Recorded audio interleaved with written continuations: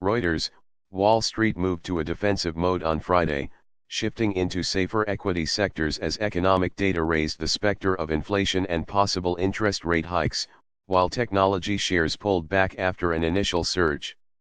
U.S. gross domestic product increased at a 2.3% annualized pace in the first quarter, slower than the prior quarter but stronger than the expected 2% growth.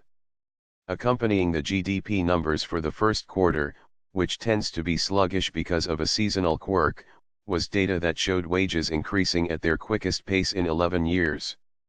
The signs of inflation come as bellwether companies have recently cautioned that higher costs could erode margins, warnings that investors have focused on rather than reports that showed first quarter corporate profit growth was the strongest in 7 years. Microsoft jumped 3.9% and Intel rose 5.2%, both to record highs after they topped profit forecasts. But they quickly pulled back to trade up 1.1% and 0.2%, respectively.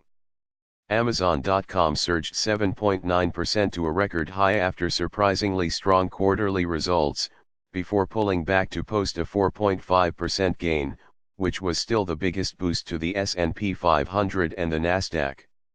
A euro or eon thing you are seeing this earnings season is that profits have been good and investors feel like the environment is as good as it gets. There is not that much upside or catalysts going forward, so they are taking profits. A euro, said Michael O. A euro trademark Rourke, chief market strategist at Jones Strateing in Greenwich, Connecticut. At 1323 ET, the Dow Jones Industrial Average was up 8.94 points, or 0.04%, at 24,331.28, the S&P 500 was up 5.52 points, or 0.21%, at 2,672.46, and the Nasdaq Composite was up 5.09 points, or 0.07%, at 7,123.77. 7 of the 11 major S&P sectors were higher, with the defensive utilities and real estate sectors gaining just more than 1%. The telecom sector, also considered as a proxy for government bonds, was up 2.25%. Sprint surged 8% after Reuters reported that the wireless carrier and peer T-Mobile were finalizing terms as they seek to sign a merger deal in the next 3 days. T-Mobile was up 0.3%. The energy index was the biggest loser with a 0.92% drop.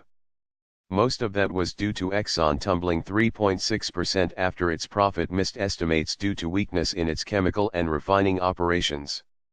Advancing issues outnumbered decliners for a 1.41 to 1 ratio on the NYSE and for a 1.01 to 1 ratio on the Nasdaq. The S&P index recorded 15 new 52-week highs and 6 new lows, while the Nasdaq recorded 45 new highs and 46 new lows.